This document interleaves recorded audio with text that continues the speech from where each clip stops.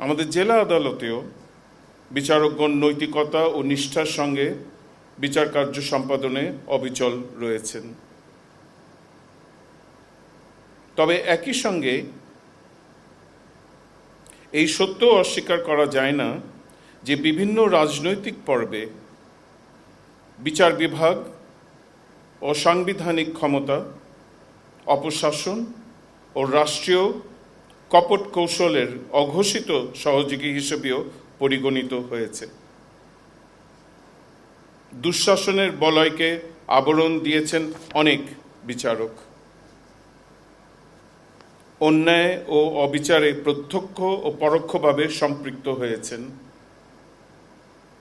রাষ্ট্রের অন্যান্য প্রতিষ্ঠানের সঙ্গে বিচারকদের এই নৈতিক বিচ্যুতিও জনসাধারণকে শেষ পর্যন্ত জুলাই আগস্টের রক্তক্ষয়ী প্রতিরোধের সিদ্ধান্ত নিতে বাধ্য করার অন্যতম অনুঘটক বলে আমি মনে করি।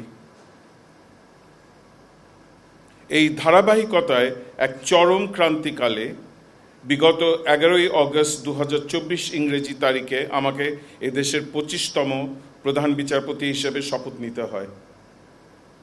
ম্যাক্স, দেশের সবচেয়ে শক্তিশালী 52.5 এন গ্রেডের পিসিসি সিমেন্ট। অস্থিতিশীল সরকার, উত্তেজিত জনতার মুখে পলায়নরত একটি বিচার বিভাগের দায়িত্ব আমার উপর অর্পিত হয়। সম্মানিত সুধীমণ্ডলী, গণপ্রজাতন্ত্রী বাংলাদেশের মহামান্য রাষ্ট্রপতি জনাব মোহাম্মদ শাহাবুদ্দিনের প্রতি অশেষ কৃতজ্ঞতা নিবেদন করছি। অন্তর্বর্তী সরকারের মাননীয় প্রধান উপদেষ্টা ডক্টর মোহাম্মদ ইউনূস এবং মাননীয় আইন উপদেষ্টা ডক্টর আসিফ নজরুল মহোদয়ের প্রতি জানাই আন্তরিক ও অকৃত্রিম ধন্যবাদ। এই ঐতিহাসিক মুহূর্তে দেশের জনগণের জন্য আইনের শাসনকে সত্যিকার অর্থে প্রতিষ্ঠার লক্ষ্যে তাদের অবদান জাতি আজীবন স্মরণ রাখবে, সেই কামনা ব্যক্ত করছি। আমরা যদি এখনো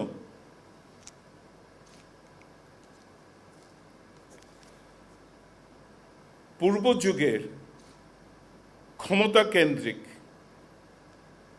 প্রভুভৃত্য চেতনায় আবদ্ধ থাকি এবং বিচারিক সেবাকে নাগরিক অধিকার না ভেবে প্রশাসনিক দয়া হিসেবে বিবেচনা করি, তাহলে অদূর ভবিষ্যতে বিচার ব্যবস্থার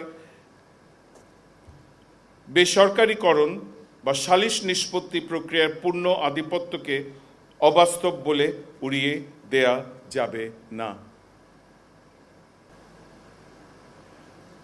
প্রিয় উপস্থিতি, বাংলাদেশের অগ্রযাত্রায় বহু বরেণ্য বিচারপতি তাদের প্রজ্ঞা, ন্যায়বোধ ও সাহসিকতার মাধ্যমে জাতির ব্যাপক শ্রদ্ধা ও ভালোবাসা অর্জন করতে পেরেছিলেন। ইতিহাসের সেই আলোকিত ধারায় তদানীন্তন পূর্ব পাকিস্তান হাইকোর্টের প্রধান বিচারপতি সৈয়দ মাহবুব মোর্শেদ, সাবেক রাষ্ট্রপতি শাহাবুদ্দিন আহমদ, সাবেক প্রধান বিচারপতি জনাব মোহাম্মদ হাবিবুর রহমান, জনাব এটিএম আফজল, জনাব মুস্তফা কামাল সহ অসংখ্য নাম অম্লান হয়ে আছে। আমি 2024 সালের ঐতিহাসিক জুলাই অভিযাত্রায় আত্মোৎসর্গকারী অমর শহীদদের স্মৃতির প্রতি গভীর শ্রদ্ধা নিবেদন করছি। একই সঙ্গে গণজাগরণের সম্মুখ সারিতে দাঁড়ানো ছাত্র সমাজ, সচেতন নাগরিকবৃন্দ, ন্যায় ও স্বাধীনতার আকাঙ্ক্ষায় উদ্দীপ্ত প্রতিটি মানুষ এবং গণতান্ত্রিক সংস্কার সন্ধানী সকল অংশগ্রহণকারীর প্রতি প্রেরণ করছি আন্তরিক কৃতজ্ঞতা। এদেশের মাটি, আকাশ ও মানুষের মুক্ত নিঃশ্বাসের স্বপ্নে 1971 সালে অস্ত্র হাতে যারা লড়াই করেছেন, তাদের আত্মত্যাগ ও অবদান জাতির ইতিহাসে চিরকাল মর্যাদার সঙ্গে স্মরণীয় হয়ে থাকবে, সেই প্রত্যাশা ব্যক্ত করছি।